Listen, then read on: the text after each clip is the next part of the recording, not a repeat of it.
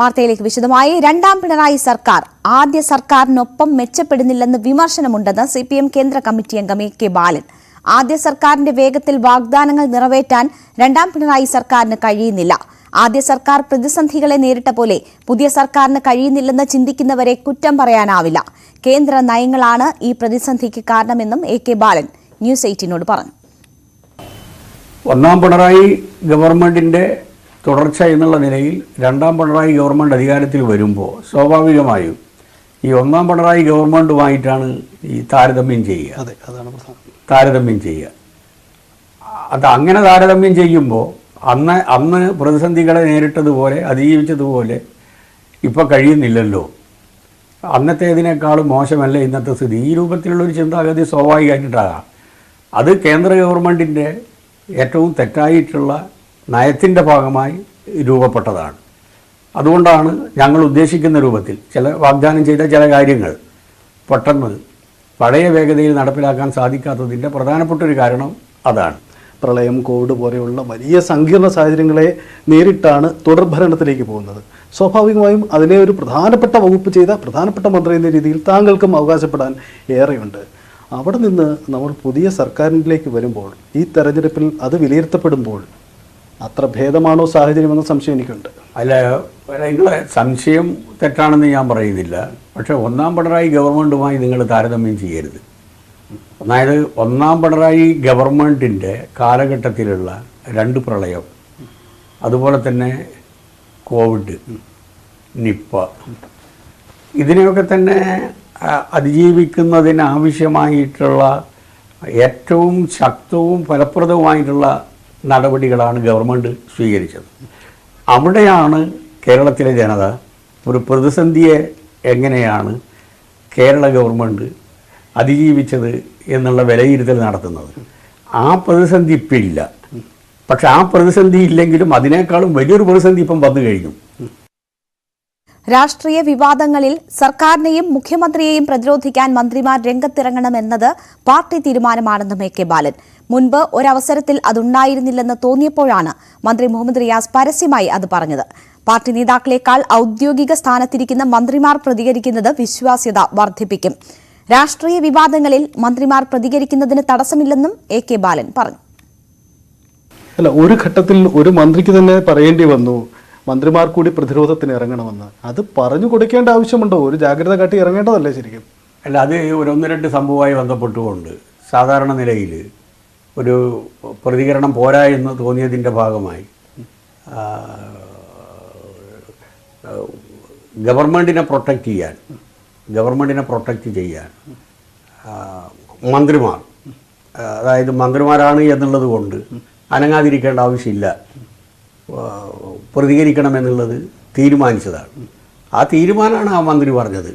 അല്ലാതെ ഇടപെട്ടില്ല എന്നുള്ളത് കൊണ്ടല്ല.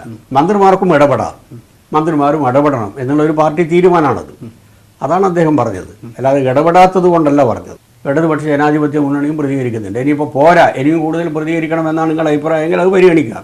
അല്ല, എൻ്റെ അഭിപ്രായമല്ല. താങ്കൾക്ക് അങ്ങനെ തോന്നിയിട്ടില്ലേ? ഇല്ല, എനിക്ക് തോന്നിയിട്ടില്ല. പാർട്ടി അങ്ങനെ വിലയിരുത്തിയിട്ടില്ലേ? പാർട്ടി വിലയിരുത്തിയത് എന്തെങ്കിലും ഒരു പ്രശ്നം വന്നു കഴിഞ്ഞാൽ അത് പാർട്ടി നേതാക്കന്മാർ പ്രതികരിക്കുന്നതോടൊപ്പം തന്നെ മന്ത്രിമാരും പ്രതികരിക്കുന്നതിന് തടസ്സമില്ല. പാർട്ടി പറയുന്നതിനേക്കാളും പാർട്ടി നേതാക്കന്മാർ പറയുന്നതിനേക്കാളും കുറേ കൂടി വിശ്വാസ്യതയും അംഗീകാരവും കിട്ടുക മന്ത്രിമാർ പറയുമ്പോൾ സാധാരണ നിലയിൽ. കാരണം അതിനൊരു ഔപചാരികത്വമുണ്ട്. വ്യക്തിപൂജയെ ന്യായീകരിച്ച AK ബാലൻ, ഇത് പാർട്ടി പ്രവർത്തകരിൽ നിന്നും സ്വാഭാവികമായി ഉണ്ടാകുന്നതാണ്. പ്രവർത്തകരുടെ പുകഴ്ത്തലിൽ നേതാക്കൾ വീണു പോവാതിരിക്കാനാണ് ശ്രദ്ധിക്കേണ്ടതെന്നും AK ബാലൻ പറഞ്ഞു. അല്ലാതെ സ്വാഭാവികമായിട്ടുണ്ടാകുന്നതാ. ഇപ്പം മുദ്രാവാക്യം വിളി എങ്ങനെയാണ്? ഇപ്പോൾ പിണറായിക്ക് അനുകൂലമായിട്ടുള്ളൊരു വികാരം ഉണ്ടാകുന്നു. അതാരെങ്കിലും ഒരു ബോധപൂർവ്വം ഉണ്ടാക്കുന്നതല്ല. വെച്ചാൽ ഒരു മനസ്സിൻ്റെ ഉള്ളിൽ ഒരു സ്വാധീനം ഒരു വ്യക്തിക്ക് ചെലുത്താൻ കഴിഞ്ഞാൽ അദ്ദേഹത്തിൻ്റെ ആ വ്യക്തിത്വത്തെ അംഗീകരിച്ചുകൊണ്ട് തന്നെ മുദ്രാവാക്യം വിളിയും ഉണ്ടാവും. സംസാരിക്കുന്ന സമയത്തുള്ള ചില നാമവിശേഷണങ്ങൾ, പ്രയോഗങ്ങളും ഉണ്ടാവും. അത് സ്വാഭാവികമായി. ഇത് ആദ്യത്തെ സംഭവമൊന്നുമല്ല. അത് മറ്റുള്ളവർക്ക് ഇല്ലാത്തതിൻ്റെ കാരണം പിണറായി അല്ലല്ലോ കുറ്റക്കാരൻ. ഒരു മനുഷ്യനോട് ആരാധന തോന്നുന്ന സമയത്ത് നാമവിശേഷണങ്ങൾ പറയും. അതിന് നമുക്ക് തെറ്റു പറയാൻ പറ്റില്ല. അതിന് വിധേയമാകുന്നയാൾ ഞാൻ പാർട്ടിക്ക് അതീതനാണെന്ന് ചിന്തിച്ചു പോയാലേ പ്രശ്നമുള്ളൂ. അത് പാർട്ടി സാധാരണ നിലയിൽ അതിനുള്ള അവസരം ഉണ്ടാക്കില്ല. ലീഗിനെ സംഘപരിവാറിന്റെ ഇരയാക്കാൻ CPM അനുവദിക്കില്ലെന്നും AK ബാലൻ ന്യൂസ് 18നോട് പറഞ്ഞു. CPM ലീഗ് അണികൾക്കിടയിൽ പഴയ എതിർപ്പ് ഇപ്പോഴില്ല. ലീഗിനെ ശത്രുവായി കാണാൻ CPM തയ്യാറല്ല. പരാജയപ്പെടുന്ന UDF-നൊപ്പം എന്തിനു നിൽക്കണമെന്ന ചിന്ത ലീഗ് നേതൃത്വത്തിനുണ്ടെന്നും AK ബാലൻ പറഞ്ഞു. ലീഗും ലീഗ് അണികളും CPM-ഉം CPIM അണികളും അല്ലെങ്കിൽ LDF-ഉം LDF അണികളും തമ്മിൽ പഴയ രൂപത്തിൽ ലീഗിനോട് വെറുപ്പില്ല. കാരണം എന്താ? ആ ലീഗിൽ അണിചേരുന്ന ഭൂരിപക്ഷവും മതന്യൂനപക്ഷങ്ങളാണ്. ആ മതന്യൂനപക്ഷങ്ങളെ വേട്ടയാടാൻ കമ്മ്യൂണിസ്റ്റ് പാർട്ടിക്ക് ജീവനുള്ളിടത്തോളം കാലം കഴിയില്ല. അത്തരമൊരു സാഹചര്യത്തിൽ ബ്ലാങ്കായി പണ്ട് ലീഗിനെ എതിർക്കുന്നത് പോലെ ഇപ്പം എതിർക്കുന്നത് ആ സമുദായത്തിന് തന്നെ അപകടകരമായിരിക്കും. പ്രത്യേകിച്ച് ഇന്നത്തെ സാഹചര്യത്തിൽ ലീഗിനെയോ ലീഗ് അണികളെയോ ഒറ്റപ്പെടുത്തി RSS-ൻ്റെയും സംഘപരിവാറിൻ്റെയും ഇരകളാക്കാൻ ഞങ്ങൾ അനുവദിക്കില്ല. അത് ഞങ്ങൾക്ക് കഴിയില്ല. അത് ഞങ്ങളുടെ വർഗ താല്പര്യമാണ്. ഞങ്ങളൊരു വർഗത്തിൻ്റെ പാർട്ടിയാണ്. അടുത്ത തെരഞ്ഞെടുപ്പിൽ പിണറായി വിജയൻ മത്സരിക്കാനുള്ള സാധ്യത തള്ളാതെ AK ബാലൻ. മത്സരിക്കില്ലെന്ന് ഇപ്പോൾ പറയാനാകില്ല. അപ്പോഴത്തെ രാഷ്ട്രീയ സാഹചര്യത്തെ അടിസ്ഥാനമാക്കിയാണ് ഇക്കാര്യത്തിൽ തീരുമാനമെടുക്കുക. പിണറായി മാറി നിന്നാൽ കൂട്ടായ നേതൃത്വം പാർട്ടിയെ നയിക്കുമെന്നും AK ബാലൻ ന്യൂസ് 18നോട് പറഞ്ഞു. അല്ല, രാഷ്ട്രീയ രംഗത്ത് ഇപ്പോൾ നാളെ എന്ത് സംഭവിക്കുമെന്നുള്ളത് നമുക്കൊന്നും പറയാൻ പറ്റില്ല. ഇപ്പോൾ ഒരു പ്രത്യേക സാഹചര്യത്തിൽ സഖാവ് പിണറായിക്ക് എക്സംഷൻ കൊടുത്തതാണ് അദ്ദേഹം വീണ്ടും മത്സരിക്കാനും മുഖ്യമന്ത്രിയാകുന്നതിനും കാരണം. അപ്പം അതുകൊണ്ട് മത്സരിക്കില്ല എന്നൊന്നും ഇപ്പം ആയിരിക്കും പറയാൻ പറ്റില്ല. പിന്നെ അദ്ദേഹത്തിൻ്റെ രണ്ടാം വരവിനെ സംബന്ധിച്ച് അത് പാർട്ടിക്ക് അനിവാര്യമായിരുന്നു എന്ന് തോന്നിയത് കൊണ്ടാണല്ലോ അങ്ങനെ ഒരു തീരുമാനം എടുത്തത്. അത് ആ സാഹചര്യത്തെ അടിസ്ഥാനപ്പെടുത്തിയിട്ടുണ്ടാവും. അതായത് പിണറായി ഇനി മത്സരിക്കുകയോ ഇല്ലയോ എന്നുള്ളത് ഇപ്പം നമുക്ക് റൂൾ ഔട്ട് ചെയ്യാൻ പറ്റില്ല. അങ്ങനത്തെ സാഹചര്യത്തിൽ പാർട്ടി തീരുമാനിക്കും. ലോക്സഭാ തെരഞ്ഞെടുപ്പിൽ സ്ഥാനാർത്ഥിയാവാനുള്ള സാധ്യത തള്ളി AK ബാലൻ. തെരഞ്ഞെടുപ്പ് രംഗത്ത് മത്സരിക്കാൻ ഇനി തനിക്ക് ആഗ്രഹമില്ല. മത്സരിക്കാൻ പാർട്ടി നിർബന്ധിക്കില്ല. KK ശൈലജയെ ലോക്സഭയിൽ മത്സരിപ്പിക്കുന്നതിനെക്കുറിച്ച് പാർട്ടി ആലോചിച്ചിട്ടില്ലെന്നും AK ബാലൻ പറഞ്ഞു. ഈ ലോക്സഭയിൽ താങ്കളെ ഒരു സ്ഥാനാർത്ഥിയായി കാണാൻ ആ ചോദ്യത്തിന് ഞാൻ യഥാർത്ഥത്തിൽ പറയേണ്ട ഉത്തരം നിങ്ങളോട് പറയാൻ പറ്റില്ല. പക്ഷേ എൻ്റെ സമീപനം എന്താണെന്ന് എൻ്റെ പാർട്ടിക്ക് അറിയാം. വ്യക്തിപരമായി ഒരു താല്പര്യമില്ലാത്തതാണ് പാർലമെൻ്ററി സ്ഥാനങ്ങളിലേക്കുള്ള ഇനിയുള്ള എൻ്റെ പ്രവേശനം. പക്ഷെ പാർട്ടി നിർബന്ധിച്ചാൽ അല്ല, അങ്ങനെ നിർബന്ധിക്കില്ല. എന്നെ അറിയാവുന്ന ആരും എന്നെ നിർബന്ധിക്കില്ല. അപ്പം ഇനി തെരഞ്ഞെടുപ്പിലേക്ക് ഇല്ല. അല്ല, അതിനെ പറ്റിയിട്ടൊന്നും ഞാനിപ്പം പറയുന്നില്ല. അതല്ലേ ഞാൻ പറഞ്ഞത്. ഞാൻ അതാണല്ലോ പറഞ്ഞത്. താങ്കളുടെ ഒരു സാന്നിധ്യം കാരണം അതായത് പുതിയ തലമുറക്ക് ഞങ്ങൾ തന്നെ ലോകാവസാനം വരെ ഓരോരോ സ്ഥാനത്തിരിക്കണമെന്നല്ലല്ലോ വേണ്ടത്. അപ്പോൾ സ്വരം നന്നാവുമ്പോൾ പാട്ടങ്ങ് നിർത്തുക. അക്കാര്യത്തിൽ ഒരു മോശമില്ലാത്ത ഒരു സ്വരമായിരുന്നു എൻ്റേത്. സംഘടന രംഗത്തായാലും പാർട്ടി രംഗത്തായാലും അതിനാവശ്യമായിട്ടുള്ള റെക്കഗ്നീഷൻ പാർട്ടി തന്നിട്ടുമുണ്ട്. ഇതിനേക്കാൾ അപ്പുറം ഇനി ഞാൻ പ്രതീക്ഷിക്കുന്നില്ല. അത് മാത്രമല്ല, അത്തരം ഒരു കാര്യത്തെ സംബന്ധിച്ച് എൻ്റെ മനസ്സിൻ്റെ അകത്ത് ഒരിക്കലും ഒരു ചിന്ത ഉണ്ടാവുകയും. മലബാറിലെ പ്രത്യേകിച്ച് കണ്ണൂരോ വടകരയോ അങ്ങനെയുള്ള ഏതെങ്കിലും സീറ്റിൽ KK ശൈലജ ടീച്ചർ മത്സരിക്കും എന്നൊക്കെ ചില അഭ്യൂഹങ്ങൾ. ചോദ്യത്തിനൊന്നും ഇപ്പോൾ ഉത്തരം പറയാൻ ഞാൻ ശക്തനല്ല. കാരണം അങ്ങനെയുള്ള ഒരു ആലോചന ഉണ്ടായിട്ടേ ഇല്ല, ഇതുവരെ ഉണ്ടായിട്ടില്ല. മുഖ്യമന്ത്രിയുടെ പൊളിറ്റിക്കൽ സെക്രട്ടറി P ശശിയെ ന്യായീകരിച്ചും AK ബാലൻ. പോലീസിന്റെ കാര്യങ്ങളിൽ P ശശി ഇടപെടാറില്ല. പ്രതിപക്ഷം കള്ളപ്രചരണമാണ് നടത്തുന്നത്. പോലീസിന് വീഴ്ച പറ്റുന്നുവെന്ന വിമർശനമുണ്ട്. പോലീസുകാർ ചെയ്യുന്നതെല്ലാം ന്യായീകരിക്കാനാവുന്നതല്ല. വീഴ്ച വരുത്തുന്നവർക്കെതിരെ നടപടിയെടുക്കുമെന്നും AK ബാലൻ വ്യക്തമാക്കി. ഇതിലൊരു പൊളിറ്റിക്കൽ സെക്രട്ടറി ഇടപെട്ടിട്ടാണോ നിർദ്ദേശം കൊടുക്കുന്നത്? പൊളിറ്റിക്കൽ സെക്രട്ടറി ആണോ താഴോട്ടേക്ക് നിർദ്ദേശം കൊടുക്കുക? അല്ല, പൊളിറ്റിക്കൽ സെക്രട്ടറി അങ്ങനെയൊന്നും ഇടപെടാതെ ഒരിടപെടലും ശശി നടത്താറില്ല. നടത്താറില്ല. പിന്നെ കള്ളപ്രചരണം നടത്തുന്നതിന് യാതൊരു ബുദ്ധിമുട്ടും ആർക്കുമില്ലല്ലോ. ശശി വിളിച്ച് പറയുകയാണോ SIയോട് നിങ്ങൾ ഇന്നത് ചെയ്യണം, ലാത്തി ചാർജ് ചെയ്യണം, അല്ല അറസ്റ്റ് ചെയ്യണം? അങ്ങനെയാണോ പോലീസിൻ്റെ സംവിധാനം? അതുമായി ബന്ധപ്പെട്ടുകൊണ്ട് എന്തെങ്കിലും ആക്സസ് ചെയ്തു എന്ന് വിചാരിക്കുക. ഒരു സംശയവും വേണ്ട. അങ്ങനെയുള്ള പോലീസുകാരുടെ പേരിൽ ശക്തമായിട്ടുള്ള നടപടിയും എടുക്കും. അത് പൊതുസമൂഹത്തിന് ബോധ്യപ്പെടാവുന്ന രൂപത്തിൽ മാതൃകാപരമായിട്ടുള്ള ശിക്ഷാ നടപടി സ്വീകരിക്കും. പോലീസുകാർ പറയുന്നതെല്ലാം ചെയ്യുന്നതെല്ലാം ശരിയാണെന്നൊന്നും ഞാൻ പറയുന്നില്ല. ചില പ്രവൃത്തികൾ ചെയ്യുന്നതിൻ്റെ ഇടയിൽ ചിലപ്പോൾ എക്സസ് ഉണ്ടാവും. ആ എക്സസ് ചൂണ്ടിക്കാണിച്ചു കഴിഞ്ഞാൽ നടപടി ഉണ്ടാവും. AK ബാലനുമായുള്ള പ്രത്യേക അഭിമുഖം ഇന്ന് രാത്രി 9:30 ന്യൂസ് 18 കാണാം.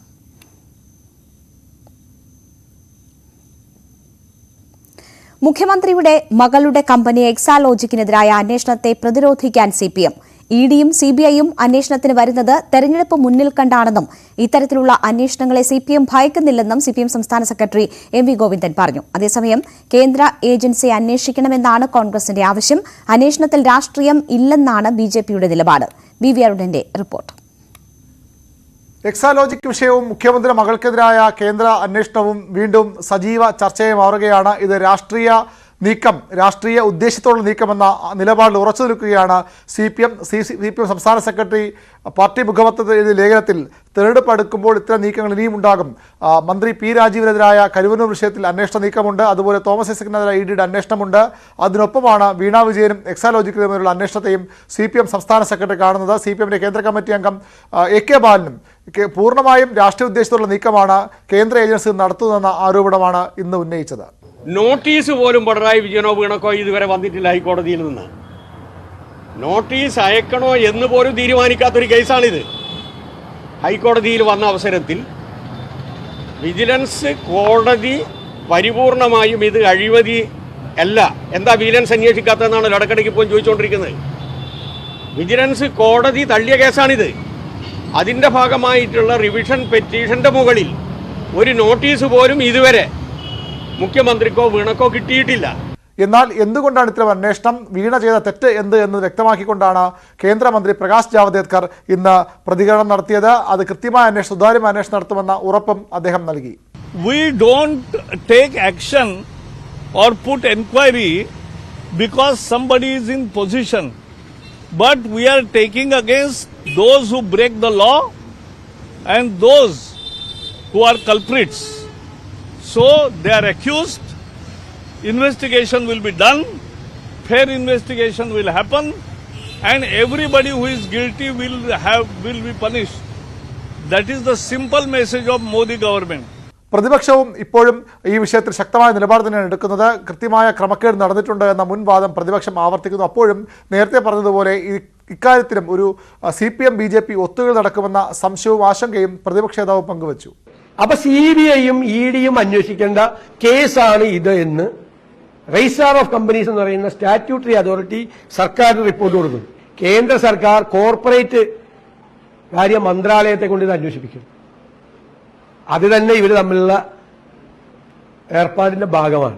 ഏതായാലും എക്സാലോജിക് വിഷയം ഓരോ ദിവസവും കൂടുതൽ വലിയ പ്രതിരോധം CPMനെ തീർക്കാൻ നിർബന്ധമാക്കുകയാണ്. CPMനെതിരെ വലിയ രാഷ്ട്രീയ ആയുധമായി മാറുകയാണ്. സ്വാഭാവികമായി CPM കേന്ദ്രങ്ങൾ ആശങ്കപ്പെടും പോലെ, ആരോപിക്കും പോലെ ഇത് മുഖ്യമന്ത്രിയുടെ മകൾ എന്ന ഒരു വ്യക്തിയെ കേന്ദ്രീകരിച്ചുള്ള അന്വേഷണമാകില്ല. സ്വാഭാവികമായും അതുവഴി മുഖ്യമന്ത്രിയിലേക്കും സംസ്ഥാന സർക്കാരിലേക്കും CPMിലേക്കുമൊക്കെ ഈ അന്വേഷണം എത്തും. അതുകൊണ്ടാണ്, അത് മുൻകൂട്ടി കണ്ടുകൊണ്ടാണ് ശക്തമായ രാഷ്ട്രീയ പ്രതിരോധത്തിന് CPM തയ്യാറെടുക്കുന്നത്. ബി വി അരുണിന്റെ റിപ്പോർട്ടാണ് കണ്ടത്. കേന്ദ്രവിരുദ്ധ സമരത്തിന് തയ്യാറെടുക്കുന്ന സംസ്ഥാന സർക്കാരിന്റെ ക്ഷണത്തിൽ തീരുമാനമെടുക്കാൻ ഇന്ന് UDF യോഗം.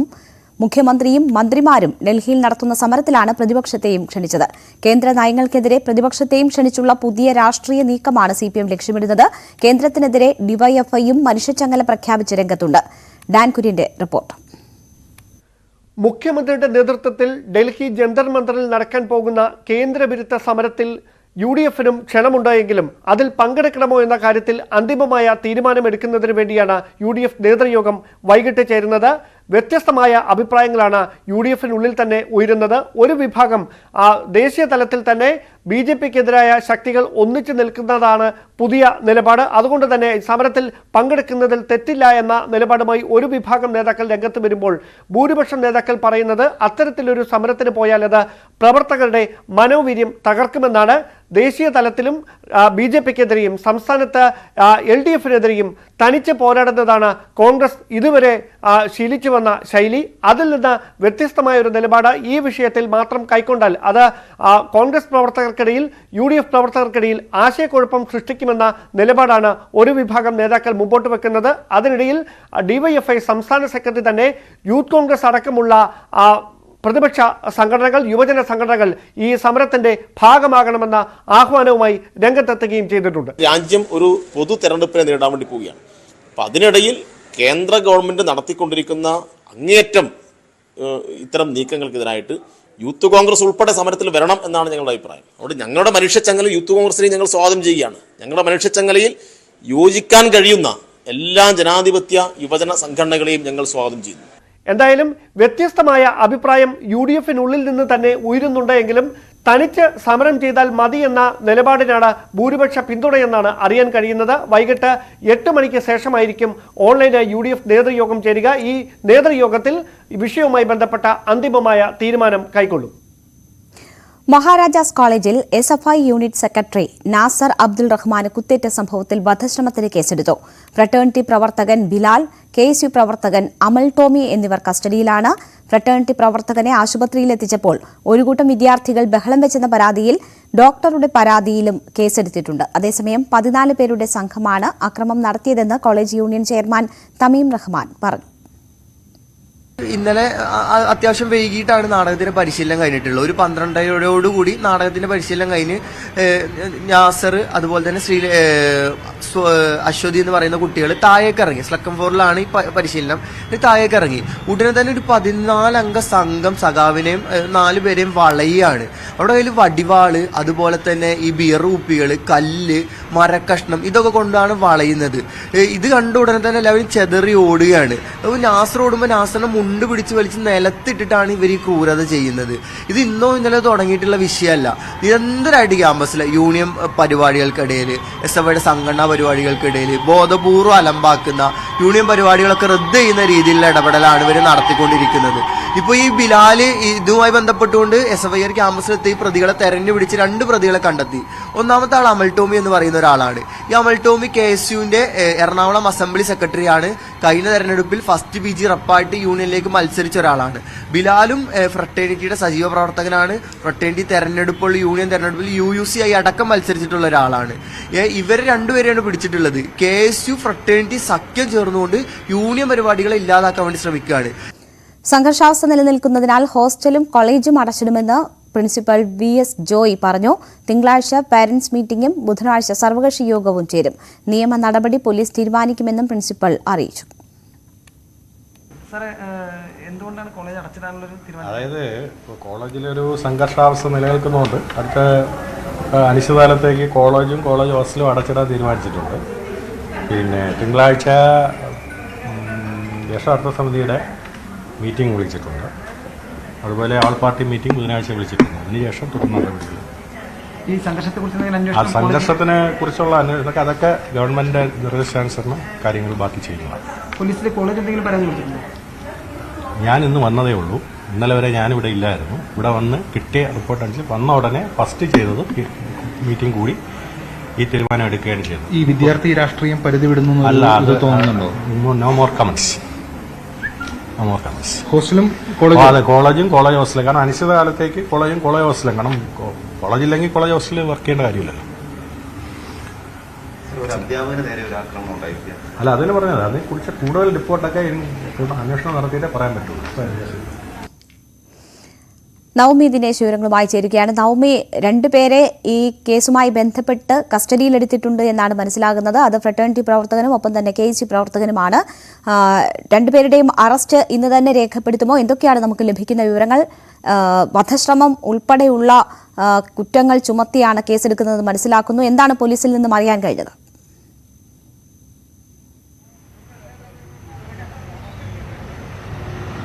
രേണുക, 15 പേർക്കെതിരെയാണ് വധശ്രമത്തിന് പോലീസ് കേസെടുത്തിരിക്കുന്നത്. ഇതിൽ 2 പേരാണ് പോലീസിന്റെ കസ്റ്റഡിയിലുള്ളത്. ഇവർക്കും ഇന്നലത്തെ ആക്രമണത്തിൽ പരിക്കേറ്റിരുന്നു. അതായത് SFI, ഫ്രട്ടേണിറ്റി, KSU പ്രവർത്തകർ ഇവർ തമ്മിൽ ഒരു സംഘർഷമുണ്ടായിരുന്നു. ആ സംഘർഷത്തിൽ ഈ 2 ഇപ്പോൾ പോലീസിന്റെ കസ്റ്റഡിയിലുള്ള ബിലാലും അമൽ ടോം ഇവർക്ക് 2 പേർക്കും പരിക്കേറ്റിരുന്നു. ഇവരും ഇപ്പോൾ ആശുപത്രിയിലാണ്. പോലീസിന്റെ നിരീക്ഷണത്തിലാണുള്ളത്.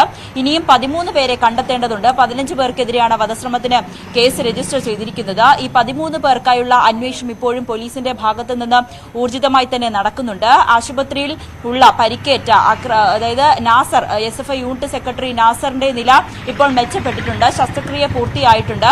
നാസറിനെ റൂമിലേക്ക് മാറ്റുകയും ചെയ്തു.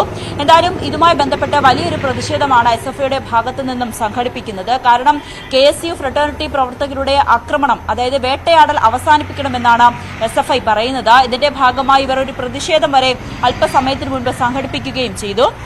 ഈ സംഘർഷം ഇനിയും ഒരു സംഘർഷ സാധ്യത നിലനിൽക്കുന്നതിനാൽ കോളേജ് അനിശ്ചിതകാലത്തേക്ക് അടച്ചിടാനും തീരുമാനിച്ചിട്ടുണ്ട്. അതോടൊപ്പം തന്നെ കോളേജിൽ തിങ്കളാഴ്ച പാരന്റ്സ് മീറ്റിംഗും ബുധനാഴ്ച സർവകക്ഷി യോഗവും നടത്തും. അതിനുശേഷമായിരിക്കും നിയമ നടപടികളിലേക്ക് പോകുക. അതോടൊപ്പം ഈ കേസുമായി ബന്ധപ്പെട്ട് തന്നെ ഇതിന്റെ തുടർച്ചയെന്നോണമാണ് ഇന്നലെയും ഒരു അധ്യാപകനെതിരെ ഫ്രട്ടേണിറ്റി സംഘടനയിലുള്ള ഒരു വിദ്യാർത്ഥി അധ്യാപകനെ മർദ്ദിക്കുന്ന ഒരു സാഹചര്യം ഉണ്ടായത്. ഇതും പോലീസിന്റെ ഇതിൽ കൂടുതൽ കാര്യങ്ങൾ വ്യക്തത വരുത്തി. ഇതിലെ അധ്യാപകന്റെ പരാതി കൂടി ലഭിച്ചാൽ ഇതും പോലീസിനെ കൈമാറും. പോലീസ് ഇത് അന്വേഷിക്കുമെന്നാണ് പ്രിൻസിപ്പളും വ്യക്തമാക്കിയത്. എന്തായാലും വളരെ ദാരുണമായ ഒരു സംഭവമാണ് ഇന്നലെ രാത്രി മഹാരാജാസ് കോളേജിൽ ഉണ്ടായത്. അഭിമന്യുവിന്റെ കേസൊക്കെ നമുക്കറിയാവുന്നതാണ് രേണുക. അതുപോലെ അത്തരത്തിലുള്ള ഒരു വലിയ ഒരു സംഘർഷമായിരുന്നു ഇന്നലെ രാത്രിയും കോളേജിൽ ഉണ്ടായിരുന്നത്. എന്തായാലും കോളേജ് അനിശ്ചിതകാലത്തേക്ക് അടച്ചിട്ടിരിക്കുകയാണ്. SFI പ്രവർത്തകർ പ്രതിഷേധവുമായി മുന്നോട്ട് പോകാൻ തന്നെയാണ് തീരുമാനിച്ചിരിക്കുന്നത്. ഇനിയും 13 പേരെയാണ് പോലീസിന് കണ്ടെത്തേണ്ടതുള്ളത്. 2 പേരാണ് പോലീസിന്റെ കസ്റ്റഡിയിലുള്ളത്. ഇവരെ വിശദമായി ചോദ്യം ചെയ്തു വരികയാണ്. ഇവർക്കും ഗുരുതരമായി പരിക്കേറ്റിട്ടുണ്ട്. അതോടൊപ്പം തന്നെ ആശുപത്രിയിൽ നിന്ന് നാസറിന്റെ മൊഴി കൂടി രേഖപ്പെടുത്തേണ്ടതുണ്ട്. നാസറും പ്രതികളെ തിരിച്ചറിഞ്ഞാൽ മാത്രമേ കൂടുതൽ നടപടികളിലേക്ക് പോലീസിന് പോകാൻ സാധിക്കുകയുള്ളൂ. നവമി, തുടർ സംഘർഷങ്ങൾ ഒഴിവാകാൻ അല്ലെങ്കിൽ ഉണ്ടാകാതിരിക്കാനുള്ള എന്തൊക്കെ മുൻകരുതലുകളാണ് എടുക്കുന്നത്? അതിന്റെ ഭാഗമായിട്ടാണ് എന്ന് തോന്നുന്നു അനിശ്ചിതകാലത്തേക്ക് കോളേജും ഹോസ്റ്റലും അടച്ചിടാനുള്ള ഒരു തീരുമാനമൊക്കെ എടുത്തിരിക്കുന്നത്. എങ്ങനെയാണ് കോളേജ് അധികൃതരുടെ ഇടപെടൽ ഈ വിഷയങ്ങളിൽ? ഇന്ന് SFI വലിയ രീതിയിലുള്ള പ്രതിഷേധമൊക്കെ ആഹ്വാനം ചെയ്തിരുന്നു. തുടർ പ്രതിഷേധങ്ങളും ആ നിലയിൽ നടത്താൻ തന്നെയാണോ തീരുമാനം?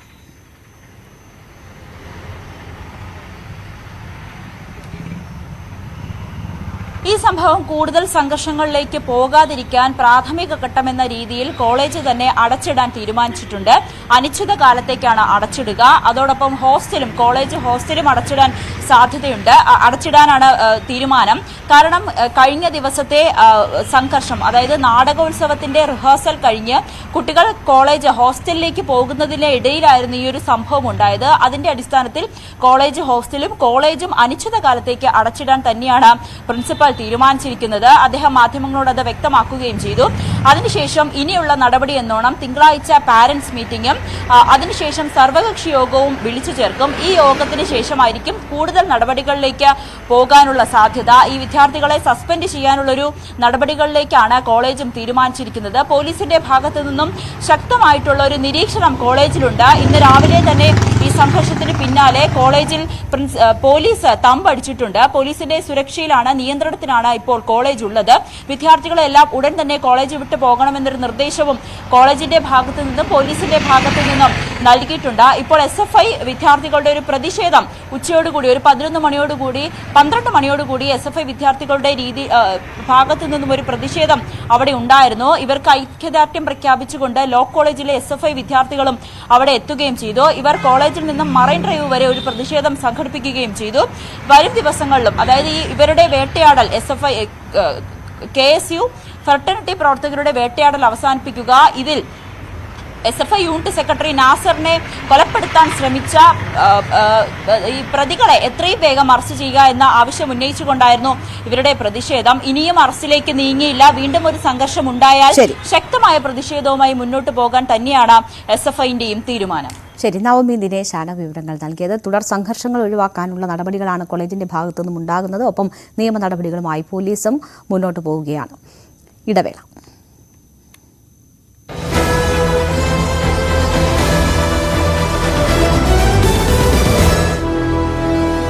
വലിയ സ്വപ്നങ്ങൾ കേരള ഗവൺമെൻറ് അതിജീവിച്ചത് എന്നുള്ള വിലയിരുത്തൽ നടത്തുന്നത്. ആ പ്രതിസന്ധി ഇപ്പം ഇല്ല. പക്ഷെ ആ പ്രതിസന്ധി ഇല്ലെങ്കിലും അതിനേക്കാളും വലിയൊരു പ്രതിസന്ധി ഇപ്പം വന്നു കഴിഞ്ഞു. രാഷ്ട്രീയ വിവാദങ്ങളിൽ സർക്കാരിനെയും മുഖ്യമന്ത്രിയെയും പ്രതിരോധിക്കാൻ മന്ത്രിമാർ രംഗത്തിറങ്ങണമെന്നത് പാർട്ടി തീരുമാനമാണെന്നും AK ബാലൻ പറഞ്ഞു. മുൻപ് ഒരവസരത്തിൽ അതുണ്ടാവുന്നില്ല എന്ന് തോന്നിയപ്പോഴാണ് മന്ത്രി മുഹമ്മദ് റിയാസ് പരസ്യമായി പറഞ്ഞത്. പാർട്ടി നേതാക്കളെക്കാൾ ഔദ്യോഗിക സ്ഥാനത്തിരിക്കുന്ന മന്ത്രിമാർ പ്രതികരിക്കുന്നത് വിശ്വാസ്യത വർദ്ധിപ്പിക്കും. രാഷ്ട്രീയ വിവാദങ്ങളിൽ മന്ത്രിമാർ പ്രതികരിക്കുന്നതിന് തടസ്സമില്ലെന്നും AK ബാലൻ പറഞ്ഞു. അല്ല, ഒരു ഘട്ടത്തിൽ ഒരു മന്ത്രിക്ക് തന്നെ പറയേണ്ടി വന്നു മന്ത്രിമാർ കൂടി പ്രതിരോധത്തിന് ഇറങ്ങണമെന്ന്. അത് പറഞ്ഞു കൊടുക്കേണ്ട ആവശ്യമുണ്ടോ? ഒരു ജാഗ്രത കാട്ടി ഇറങ്ങേണ്ടതല്ലേ ശരിക്കും? അല്ല, അത് ഒരു 1-2 സംഭവമായി ബന്ധപ്പെട്ടുകൊണ്ട് സാധാരണ നിലയിൽ ഒരു പ്രതികരണം പോരാ എന്ന് തോന്നിയതിൻ്റെ ഭാഗമായി ഗവൺമെൻറ്റിനെ പ്രൊട്ടക്റ്റ് ചെയ്യാൻ മന്ത്രിമാർ, അതായത് മന്ത്രിമാരാണ് എന്നുള്ളത് കൊണ്ട് അനങ്ങാതിരിക്കേണ്ട ആവശ്യമില്ല, പ്രതികരിക്കണമെന്നുള്ളത് തീരുമാനിച്ചതാണ്. ആ തീരുമാനമാണ് ആ മന്ത്രി പറഞ്ഞത്. അല്ലാതെ ഇടപെട്ടില്ല എന്നുള്ളത് കൊണ്ടല്ല. മന്ത്രിമാർക്കും ഇടപെടാം, മന്ത്രിമാരും ഇടപെടണം എന്നുള്ളൊരു പാർട്ടി തീരുമാനമാണത്. അതാണ് അദ്ദേഹം പറഞ്ഞത്.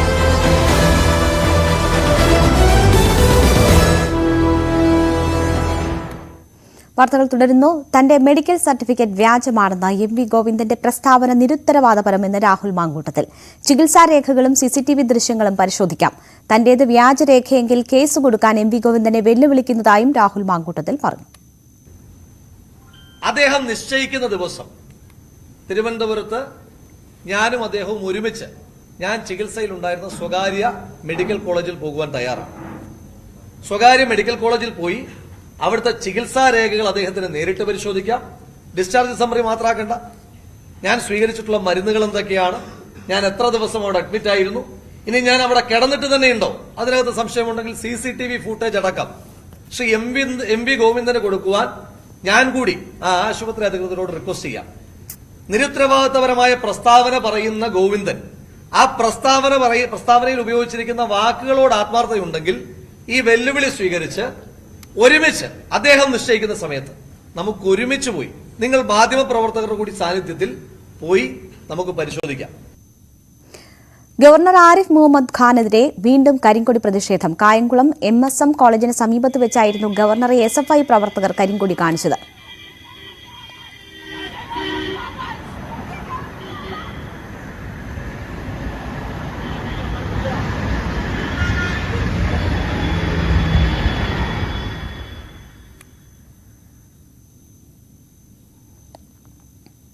തൃശൂരിൽ വിലക്ക് ലംഘിച്ച് TN പ്രതാപനായി വീണ്ടും ചുവരെഴുത്ത്. എളവള്ളിയിലാണ് ചുവരെഴുത്ത് കണ്ടത്. കഴിഞ്ഞ ദിവസം വെങ്കിടങ്ങ് സെന്ററിൽ എഴുതിയ ചുവരെഴുത്ത് TN പ്രതാപൻ ഇടപെട്ട് തന്നെ മായ്പിച്ചിരുന്നു. സ്ഥാനാർത്ഥി പ്രഖ്യാപനത്തിന് മുൻപേ ചുവരെഴുതരുതെന്ന നേതൃത്വം നിർദ്ദേശവും നൽകിയിരുന്നു. ഈ നിർദ്ദേശം ലംഘിച്ചാണ് എടവള്ളിയിൽ TN പ്രതാപന് വേണ്ടി വീണ്ടും ചുവരെഴുത്ത് ഉണ്ടായത്. കോൺഗ്രസ് കാസർഗോഡ് ജില്ലാ നേതൃയോഗത്തിൽ ക്ഷുഭിതനായി പ്രതിപക്ഷ നേതാവ് VD സതീശൻ. മണ്ഡലം പ്രസിഡന്റുമാരിൽ ഭൂരിഭാഗം പേരും യോഗത്തിനെത്താത്തതാണ് പ്രതിപക്ഷ നേതാവിനെ ചൊടിപ്പിച്ചത്. ഇത്തരമൊരു സാഹചര്യത്തിൽ എന്ത് വിശ്വസിച്ചാണ് തെരഞ്ഞെടുപ്പിനെ നേരിടുകയെന്ന് പ്രസംഗത്തിനിടെ VD സതീശൻ ചോദിച്ചു. ഈ മാസം 21-ന് മഞ്ചേശ്വരത്ത് നിന്ന് ആരംഭിക്കുന്ന രീതിയിലാണ് സമരാഗ്നി എന്ന സംസ്ഥാന ജാഥ ആസൂത്രണം ചെയ്തത്. സംസ്ഥാന അധ്യക്ഷൻ K സുധാകരനാകും ജാഥ നയിക്കുക എന്നാണ് നേരത്തെ നിശ്ചയിച്ചത്. ഇത് സംബന്ധിച്ച ഒരുക്കങ്ങൾ വിലയിരുത്താനാണ് ജില്ലാ നേതൃയോഗം വിളിച്ചത്. ഇതിലേക്ക് പുതുതായി തെരഞ്ഞെടുക്കപ്പെട്ട മണ്ഡലം പ്രസിഡന്റുമാരിൽ ഭൂരിഭാഗം പേരും ബ്ലോക്ക് പ്രസിഡന്റുമാരിൽ 3 പേരും പങ്കെടുത്തില്ല. ഇതാണ് VD സതീശനെ ചൊടിപ്പിച്ചത്. നേതൃതലത്തിൽ അവസ്ഥ ഇങ്ങനെയാണെങ്കിൽ എന്ത് വിശ്വസിച്ചാണ് തെരഞ്ഞെടുപ്പിനെ നേരിടുകയെന്നായിരുന്നു സതീശന്റെ ചോദ്യം. ഇപ്പോൾ തെരഞ്ഞെടുത്തതല്ലേയുള്ളൂ, ആരംഭശൂരത്വമെങ്കിലും കാണിക്കണ്ടേ എന്ന് പറഞ്ഞ VD സതീശൻ യോഗത്തിനെത്താത്തവർക്ക് ഉടൻ നോട്ടീസ് നൽകാനും നിർദ്ദേശിച്ചു. ഒരു യോഗം ഇതിൽ വരാത്ത മണ്ഡലം പ്രസിഡന്റുമാർക്ക് മാറ്റാം. മാറ്റാൻ എളുപ്പമാണ്, വെക്കാനാണ് പാട്. വെക്കാൻ ഭയങ്കര പാടാണ്, മാറ്റാനും വളരെ എളുപ്പമാണ്. പെട്ടെന്ന് മാറ്റാം, ഉറപ്പായിട്ടും മാറ്റേണ്ടി. ഇതിന് വരാത്തല്ല, ഇപ്പൊ നോട്ടീസ് കൊടുക്കുക. ഒരു തക്കതായ മറുപടി. ഇതുപോലൊരു യോഗം തെരഞ്ഞെടുപ്പിന് മുമ്പായിട്ടൊരു യോഗം ഇപ്പൊ വന്നില്ല മണ്ഡലം പ്രസിഡന്റുമാർ. ആരംഭശൂരത്വം കാണിക്കുന്നു. വന്നതിന്റെ കുറച്ചാളെങ്കിലും ഒരു ജോലൊക്കെ ആയി കഴിയുമ്പോൾ ഒന്ന് ടയർഡാവും. അപ്പൊ വേണമെങ്കിൽ വരാതൊക്കെ ഇരിക്കും മീറ്റിംഗ്. മര്യാദ ഇല്ലാത്ത പരിപാടിയാണ്, ഒരു മര്യാദ കാണിക്കാത്ത പരിപാടിയാണ്. ഒരു കാരണവശാലും അത് വെച്ചു കുറിപ്പിക്കാൻ പറ്റുന്ന പരിപാടിയാണ്. ഇങ്ങനെയുള്ളവരെയൊക്കെ വിശ്വസിച്ച് നമ്മളെങ്ങനെ തെരഞ്ഞെടുപ്പിനിറങ്ങണേ? നേരത്തെ തന്നെ എല്ലായിടത്തെയും പ്രശ്നങ്ങൾ പരിഹരിക്കുമെന്നും VD സതീശൻ പറഞ്ഞു. സ്ഥാനാർത്ഥികൾ നേരിട്ട് ജനങ്ങളിലേക്ക് ഇറങ്ങിയാൽ മതി. അടുത്ത 2.5 വർഷം ലക്ഷ്യമിട്ടുള്ള പ്രവർത്തനങ്ങളാണ് നടത്തുന്നത്. ഇത് ഒരു തരത്തിൽ പുതിയ ഭാരവാഹികളുടെ പെർഫോമൻസ് ഓഡിറ്റാണ്. തെരഞ്ഞെടുപ്പ് കഴിഞ്ഞ് പണിയെടുത്തിട്ട് കാര്യമില്ലെന്നും അദ്ദേഹം കൂട്ടിച്ചേർത്തു. ന്യൂസ് 18 കാസർഗോഡ്. ഒരിടവേള കൂടി.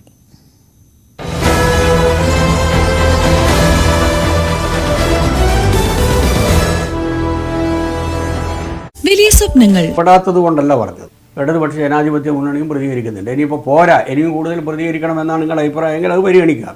അല്ല, എൻ്റെ അഭിപ്രായമല്ല, താങ്കൾക്ക് അങ്ങനെ തോന്നിയിട്ടില്ലേ? ഇല്ല, എനിക്ക് തോന്നിയിട്ടില്ല. പാർട്ടി അങ്ങനെ വിലയിരുത്തിയിട്ടില്ലേ? പാർട്ടി വിലയിരുത്തിയത് എന്തെങ്കിലും ഒരു പ്രശ്നം വന്നു കഴിഞ്ഞാൽ അത് പാർട്ടി നേതാക്കന്മാർ പ്രതികരിക്കുന്നതോടൊപ്പം തന്നെ മന്ത്രിമാരും പ്രതികരിക്കുന്നതിന് തടസ്സമില്ല. പാർട്ടി പറയുന്നതിനേക്കാളും പാർട്ടി നേതാക്കന്മാർ പറയുന്നതിനേക്കാളും കുറേ കൂടി വിശ്വാസ്യതയും അംഗീകാരവും കിട്ടുക മന്ത്രിമാർ പറയുമ്പോൾ സാധാരണ നിലയിൽ. കാരണം അതിനൊരു ഔപചാരികത്വമുണ്ട്. വ്യക്തിപൂജയെ ന്യായീകരിച്ചും AK ബാലൻ. ഇത് പാർട്ടി പ്രവർത്തകരിൽ നിന്നും സ്വാഭാവികമായി ഉണ്ടാകുന്നതാണ്. പ്രവർത്തകരുടെ പുകഴ്ത്തലിൽ നേതാക്കൾ വീണു പോവാതിരിക്കാനാണ് ശ്രദ്ധിക്കേണ്ടതെന്നും AK ബാലൻ പറഞ്ഞു. അല്ലാതെ സ്വാഭാവികമായിട്ടുണ്ടാകുന്നതാണ്.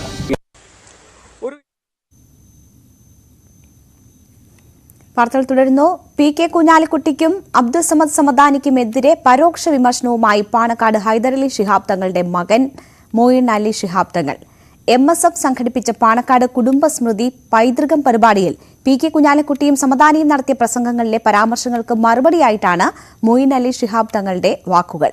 പാണക്കാട് കുടുംബത്തെ പുകഴ്ത്തിയ മുതിർന്ന നേതാക്കളെ പാണക്കാട് കുടുംബത്തിലെ ഒരംഗം തന്നെ വിമർശിക്കുന്നു എന്നതാണ് ഇതിലെ വൈരുദ്ധ്യം. CV അനുമോദിന്റെ റിപ്പോർട്ടിലേക്ക്. ഒരു ഇടവേളയ്ക്ക് ശേഷം പാണക്കാട് ഹൈദരലി ശിഹാബ് തങ്ങളുടെ മകൻ മൊയ്ൻ അലി ശിഹാബ് തങ്ങൾ മുസ്ലിം ലീഗിലെ ഉന്നത നേതാക്കൾക്കെതിരെ പരോക്ഷ വിമർശനവുമായി രംഗത്തെത്തിയിരിക്കുകയാണ്. PK കുഞ്ഞാലിക്കുട്ടിയും അബ്ദുൾ സമദ് സമദാനിയുമാണ് അദ്ദേഹം പരോക്ഷമായി വിമർശിച്ചത്. ഇതിലേക്ക് വഴിയൊരുക്കിയത് 16-ാം തീയതി മലപ്പുറത്ത് നടന്ന MSF സംസ്ഥാന കമ്മിറ്റി നടത്തിയ പൈതൃകം പരിപാടിയാണ്. ഈ പരിപാടിയിൽ PK കുഞ്ഞാലിക്കുട്ടിയും സമദാനിയും നടത്തിയ പ്രസംഗങ്ങൾ അതാണ് മൊയ്ൻ അലി ശിഹാബ് തങ്ങളെ ചൊടിപ്പിച്ചത് എന്ന് വേണം കരുതാൻ. പാണക്കാട് കുടുംബത്തെ പുകഴ്ത്തിയായിരുന്നു ഇരുവരും സംസാരിച്ചത്. പക്ഷേ PK കുഞ്ഞാലിക്കുട്ടിയുടെ വാക്കുകൾ ഇപ്രകാരമായിരുന്നു. പാണക്കാട് കുടുംബത്തിൻ്റെ ചില്ലയും കൊമ്പും വെട്ടാൻ ആരെയും അനുവദിക്കില്ല എന്നായിരുന്നു അദ്ദേഹത്തിൻ്റെ വാക്കുകൾ. അടുത്തിടെ പാണക്കാട് നേതാക്കൾക്കെതിരെ സമസ്തയിലെയും മറ്റ് സംഘടനകളിലെയും പലരും നടത്തിയ വിമർശനങ്ങൾക്കുള്ള ഒരു മറുപടി പോലെയായിരുന്നു കുഞ്ഞാലിക്കുട്ടി ഇക്കാര്യം പറഞ്ഞത്. പാണക്കാട് കുടുംബത്തിൻ്റെ സ്വാധീനമുള്ളിടത്തൊക്കെ ഉറച്ച നേതൃത്വവും അതുപോലെ തന്നെ കമാൻഡിങ്ങുമായി ഇന്നും നമ്മൾ മുന്നോട്ട് പോവുകയാണ്. അത് സമൂഹത്തിനുണ്ടാക്കിക്കൊണ്ടിരിക്കുന്ന ഗുണം കുറച്ചൊന്നുമല്ല. അതിനോളം ഉയരാൻ നോക്കുക എന്നല്ലാതെ അതിൻ്റെ കൊമ്പും ജില്ലയും മുറിക്കാൻ വേണ്ടി ആരും തന്നെ തയ്യാറാവേണ്ടതില്ല. കാരണം അത് സമൂഹത്തിൻ്റെ സ്വത്താണ്. MP അബ്ദുൾ സമദ് സമദാനിയും പാണക്കാട് കുടുംബത്തെ പുകഴ്ത്തിയാണ് ചടങ്ങിൽ സംസാരിച്ചത്. പാണക്കാട് കുടുംബം ചന്ദ്രനോളം ഉയരത്തിലാണെന്നും അവരെ ആർക്കും സ്പർശിക്കാനാവില്ലെന്നുമായിരുന്നു സമദാനി പറഞ്ഞത്. എറിഞ്ഞാലെത്താത്ത ഉയരത്തിലാണ് ചന്ദ്രൻ ഉദിച്ചു നിൽക്കുന്നത് എന്ന് മാത്രം പറഞ്ഞുകൊണ്ടും ചന്ദ്രനെ മൂടിക്കളയാൻ ഒരു കാർമേഘവും ഇന്നോളം അതിന് സാധിച്ചിട്ടില്ല എന്ന് വീണ്ടും വീണ്ടും ആണയിട്ട് പറഞ്ഞുകൊണ്ടും നീങ്ങിപ്പോവുക എന്നത് കാർമേഘത്തിൻ്റെ വിധിയാണെന്നും പൂർവോപരി ശോഭയോടെ ജ്വലിക്കുക എന്നത് തിങ്കൾ കലയുടെ വിധിയാണെന്നും. എന്നാൽ ഈ പുകഴ്ത്തലൊക്കെ നിരാകരിക്കുന്ന തരത്തിലാണ് കഴിഞ്ഞ ദിവസം മൊയ്ൻ അലി ശിഹാബ് തങ്ങൾ ഒരു ചടങ്ങിൽ സംസാരിച്ചത്. വലക്കണ്ടി തൻവീർ ക്യാമ്പസിൽ നടന്ന ആദർശ സംഗമത്തിലായിരുന്നു മൊയ്ൻ അലിയുടെ ഈ പ്രസ്താവന. അദ്ദേഹം പറഞ്ഞത് ഇപ്രകാരമാണ്: ആരും ഇവിടെ കൊമ്പും ചില്ലയും വെട്ടാനൊന്നും പോകുന്നില്ല, അതൊക്കെ ചിലരുടെ തോന്നലാണ്. കുഞ്ഞാലിക്കുട്ടിയെ പരോക്ഷമായി എന്നാൽ നിശ്ചിതമായി വിമർശിക്കുന്നതായിരുന്നു മൊയ്ൻ അലി തങ്ങളുടെ വാക്കുകൾ. അതുപോലെ സമദാനിയുടെ പ്രസംഗത്തിനെയും മൊയ്ൻ അലി തങ്ങൾ വിമർശിച്ചു. ചന്ദ്രനെയും സൂര്യനെയും മറച്ചു പിടിക്കാൻ ഒന്നും ഇവിടെ ആരും ശ്രമിക്കുന്നില്ല എന്നായിരുന്നു അദ്ദേഹത്തിൻ്റെ വാക്കുകൾ. ഇവിടെ ആരും കൊമ്പിൻ്റെ ചില്ല വെട്ടാൻ ആരും പോകുന്നില്ല. സൂര്യൻ്റെ വിഷയം ഇവിടെ ഇല്ല, മേഘങ്ങൾ വരുന്ന വിഷയമൊന്നുമില്ല. അതൊക്കെ ഒരു തോന്നലാണ്. പ്രായം ആകുന്നതിനനുസരിച്ച് നമുക്ക് മങ്ങലുകൾ വരും, കാഴ്ചകൾ. അപ്പോൾ അതൊക്കെ ട്രീറ്റ്മെൻറ്റ് ചെയ്യുമ്പോൾ മാറും. നേതാക്കന്മാരായിട്ടുള്ള ആളുകൾ ഒക്കെ മനസ്സിലാക്കേണ്ടത് ജിഫ്രി തങ്ങളൊക്കെ വളരെ പക്വമായിട്ട് കാര്യങ്ങൾ പറഞ്ഞു, വളരെ വലിയൊരു പ്രഖ്യാപനം നടത്തി. അത് യഥാർത്ഥത്തിൽ ഇന്നത്തെ നേതാക്കന്മാരാവട്ടെ പണ്ഡിതന്മാരൊക്കെ ചിന്തിക്കേണ്ട ഒരു കാര്യമാണ്. നമ്മൾ താന്നു കൊടുക്കേണ്ട സ്ഥലത്ത് താന്നു കൊടുക്കണം എന്ന് വിചാരിച്ച് നമ്മൾ കുനിയണമെന്നല്ല. എന്തു തന്നെയാണെങ്കിലും ഒരു ഇടവേളയ്ക്ക് ശേഷം പാണക്കാട് കുടുംബത്തിനുള്ളിൽ നിന്ന് തന്നെ ലീഗിലെ ഉന്നത നേതാക്കൾക്കെതിരെ വിമർശനം ഉയരുന്നു എന്നതാണ് ഇവിടെ ശ്രദ്ധേയം. സമസ്തയും ലീഗും തമ്മിലുള്ള പ്രശ്നം പൂർണ്ണമായും പരിഹരിച്ചുവെന്ന് കരുതാനാകില്ല. ആ ഘട്ടത്തിലാണ് മൊയ്ൻ അലി ശിഹാബ് തങ്ങൾ കുഞ്ഞാലിക്കുട്ടിയെയും സമദാനിയെയും വിമർശിച്ചുകൊണ്ട് രംഗത്തെത്തിയിരിക്കുന്നത്. തെരഞ്ഞെടുപ്പ് അടുത്തിരിക്കെ ഇത്തരം വിമർശനങ്ങൾ ആവർത്തിക്കുകയാണെങ്കിൽ അത് ലീഗിനെ പ്രതിസന്ധിയിലാക്കുമെന്ന് ഉറപ്പാണ്. മലപ്പുറത്ത് നിന്നും അഖിലോട്ട് പറക്കൊപ്പം CV അനുമോദ്, ന്യൂസ് 18. പ്രധാനമന്ത്രി നരേന്ദ്രമോദിയുടെ 2 ദിവസത്തെ കേരള സന്ദർശനം ലോക്സഭാ തെരഞ്ഞെടുപ്പിനൊരുങ്ങുന്ന BJPക്ക് ഊർജ്ജം പകരുന്നതാണ്. പ്രചാരണത്തിന് തയ്യാറാകാൻ ശക്തി കേന്ദ്ര പ്രമുഖരോട് ആഹ്വാനം ചെയ്ത പ്രധാനമന്ത്രി തെരഞ്ഞെടുപ്പ് പ്രഖ്യാപനം ഉടനുണ്ടാകുമെന്ന സൂചന കൂടിയാണ് നൽകുന്നത്. മിഷൻ സൌത്ത് ഇന്ത്യയുടെ ഭാഗമായി കേരളം ഉൾപ്പെടെയുള്ള സംസ്ഥാനങ്ങളിൽ വലിയ മുന്നേറ്റം ഉണ്ടാക്കണമെങ്കിൽ മോദിയുടെ വ്യക്തിപ്രഭാവം തന്നെയാകും BJPയുടെ തുറുപ്പുചീട്ട്. वोटरों को ये बताना चाहिए कि 10 वर्ष पहले तक जब देश में एक कमजोर और अस्थिर सरकार थी तो आए दिन आतंकी हमले होते थे. इसका सीधा असर हमारे निवेश पर पड़ता था और विदेशों में काम करने वाले हमारे देशवासियों पर पड़ता था. हमें उन्हें बार बार बताना होगा कि LDF, UDF का इतिहास किस तरह घोटालों का रहा है, भ्रष्टाचार का रहा है. आज भारत को दुनिया विश्व मित्र के रूप में देख रही है. നിങ്ങളുടെ ബൂത്തുകളിൽ നിങ്ങൾ വിജയിക്കൂ. ആ ബൂത്തിൽ വിജയിച്ചാൽ കേരളത്തിൽ നിങ്ങൾക്ക് വിജയിക്കാൻ കഴിയുമെന്ന് ആഹ്വാനം ചെയ്തായിരുന്നു പ്രധാനമന്ത്രിയുടെ പ്രസംഗം. ലോക്സഭാ തെരഞ്ഞെടുപ്പിന് മുൻപ് പാർട്ടി പ്രവർത്തകരെ പ്രചാരണത്തിനായി രംഗത്തിറക്കുകയായിരുന്നു 2 ദിവസത്തെ കേരള സന്ദർശനം കൊണ്ട് പ്രധാനമന്ത്രി ലക്ഷ്യമിട്ടത്. വടക്കേ ഇന്ത്യൻ സംസ്ഥാനങ്ങളിലേതുപോലെ വികസനവും വിശ്വാസവും ലക്ഷ്യമിട്ടുള്ള തെരഞ്ഞെടുപ്പ് തന്ത്രം തന്നെയാണ് കേരളം ഉൾപ്പെടെയുള്ള സംസ്ഥാനങ്ങളിലും BJP പയറ്റുന്നത്. അതിന്റെ ഭാഗമായിട്ടായിരുന്നു 2 ദിവസത്തെ സന്ദർശനത്തിൽ ഷിപ്പ്യാർഡിൽ 3 വികസന പദ്ധതികളുടെ ഉദ്ഘാടനവും ഗുരുവായൂർ തൃപ്രയാർ സന്ദർശനവും. കേന്ദ്ര സർക്കാരിന്റെ വികസന പ്രവർത്തനങ്ങൾ ജനങ്ങളിലേക്ക് എത്തിക്കാൻ പാർട്ടി പ്രവർത്തകർക്ക് അദ്ദേഹം നിർദ്ദേശം നൽകി. ഉത്തരേന്ത്യൻ പാർട്ടി എന്ന ലേബലിൽ നിന്ന് ദക്ഷിണേന്ത്യയിലും കരുത്തുകാട്ടുക എന്നതാണ് BJPയുടെ ലക്ഷ്യം. അയോധ്യയെയും ശ്രീരാമനെയും ദക്ഷിണേന്ത്യൻ സംസ്ഥാനങ്ങളിലെ സംസ്കാരവുമായി ചേർത്ത് നിർത്താനുള്ള ശ്രമങ്ങളും പ്രധാനമന്ത്രിയുടെ ഭാഗത്തു നിന്നുണ്ടായത് ശ്രദ്ധേയമായി. 22 जनवरी को प्राण प्रतिष्ठा अयोध्या में होगी, लेकिन श्री राम ज्योति उस दिन शाम को देश के घर घर में जलेगी, हर मंदिर में जलेगी. केरला तो वो राज्य है जो अपना पूरा 1 महीना रामायण को समर्पित करता है. यहां रामायण मासम मनाया जाता है. केरला में भी पूरे सद्भाव के साथ श्री राम ज्योति जले, ये संदेश आपको अपने क्षेत्र में हर घर में पहुंचाना है. ഹിന്ദി ഹൃദയഭൂമിയിൽ അയോധ്യ അനുകൂല ഘടകമാകുമെങ്കിലും ദക്ഷിണേന്ത്യയിൽ മറ്റൊരു തന്ത്രമാകും BJP പ്രയോഗിക്കുക എന്നതാണ് അദ്ദേഹത്തിന്റെ പ്രസംഗത്തിൽ നിന്നും വ്യക്തമായത്. കൊച്ചിയിൽ 8 മാസം മുൻപ് നടത്തിയ യുവാ പരിപാടിയിലും തൃശൂരിൽ നടന്ന മഹിളാ സമ്മേളനത്തിലും സിനിമാ താരങ്ങളെയും പൊതുസമ്മതരെയും പാർട്ടിയോട് അടുപ്പിക്കാനുള്ള നീക്കമുണ്ടായിരുന്നു. ശക്തി കേന്ദ്ര പ്രമുഖരുടെ പരിപാടിയിൽ പ്രൊഫസർ TJ ജോസഫിന്റെ സാന്നിധ്യവും BJPയുടെ പുതിയ രാഷ്ട്രീയ തന്ത്രത്തിന്റെ ഭാഗമായിട്ടാണ് വിലയിരുത്തുന്നത്. 2 ആഴ്ചക്കിടെ മോദി നടത്തിയ 2 റോഡ് ഷോകൾ BJP അണികളിൽ വലിയ ആവേശം സൃഷ്ടിക്കുന്നുണ്ട്. പക്ഷേ തെരഞ്ഞെടുപ്പിൽ ഇതൊക്കെ വോട്ടാകുമോ എന്നത് കാത്തിരുന്ന് കാണാം. ടോം കുര്യാക്കോസ്, ന്യൂസ് 18, കൊച്ചി. പ്രാൺ പ്രതിഷ്ഠയ്ക്കൊരുങ്ങി അയോധ്യ.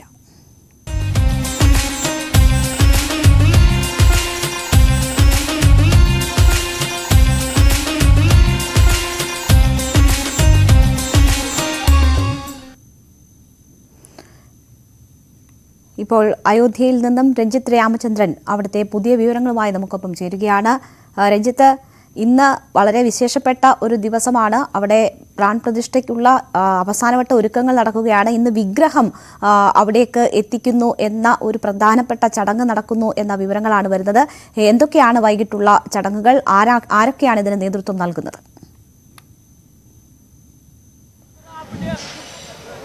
രേണുക, വിശേഷപ്പെട്ടൊരു ദിവസം തന്നെയാണ് ഇന്ന്. കാരണം ഇന്ന് രാംലല്ലയുടെ പ്രതിമ എൻ്റെ തൊട്ടുപുറകിൽ കാണുന്ന രാമക്ഷേത്രത്തിലെ ശ്രീകോവിലിൽ പൂജിച്ചുകൊണ്ടിരിക്കുകയാണ്.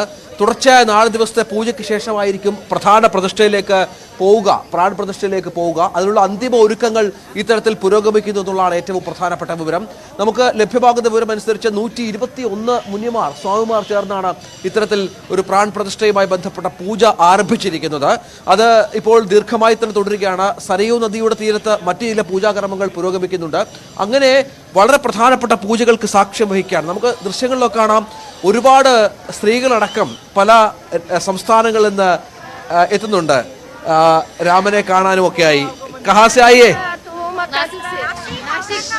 संगमनेर संगमनेर संगमनेर नासिक संगमनेर पुणे पुणे पुणे पुणे हम नासिक से हाँ हाँ हो आए। बहुत अच्छा लगा, बहुत बहुत अच्छा। मोदी और योगी ने बहुत अच्छा काम किया।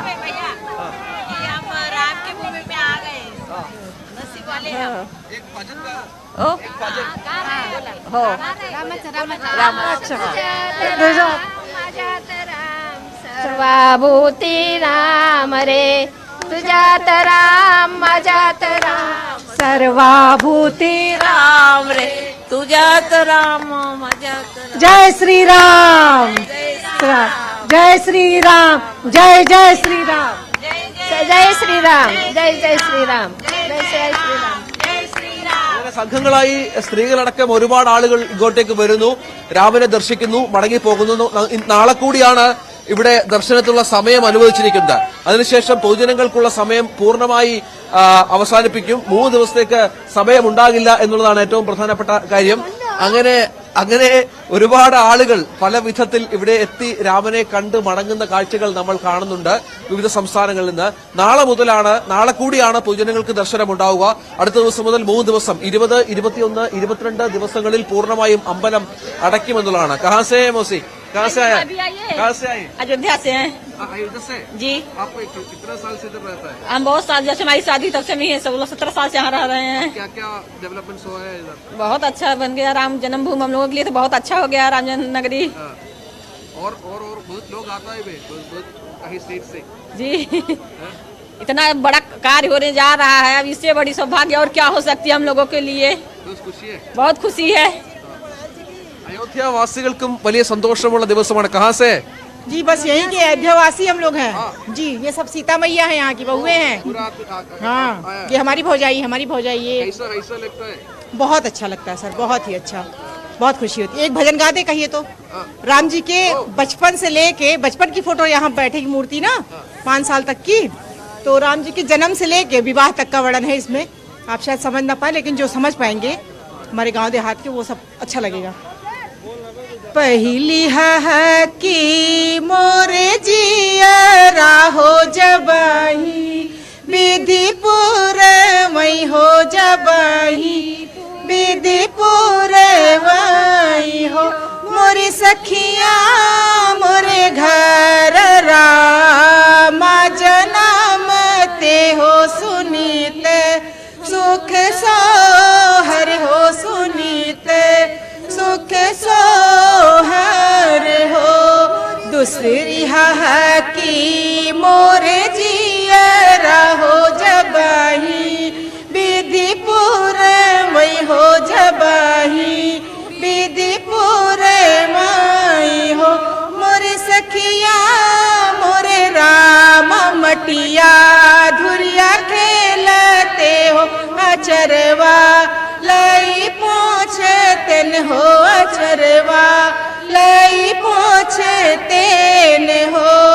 तीसरी है कि मोरे जियरा हो जबाही, विधिपुर मई हो जबाही, विधिपुर मई हो मोरी सखिया मोरे राम गिल्ली डंडा खेलते हो वरहान, हम पाइत हो वरहान, हम पाइत हो।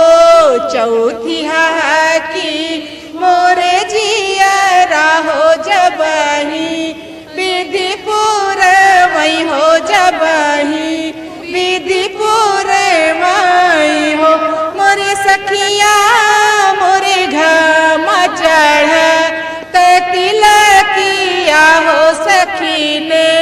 मंगल गावै हो सखीन मंगल गावै हो पचैहा की मोरे जियरा हो जबही विधिपुर मई हो जबही विधिपुर मई हो मोरे सखिया मोरे घर सी ताजवाओ तिने अरियार ती उतार तेने अरियार ती उतार तेने बोलो जय श्री राम. Thank you.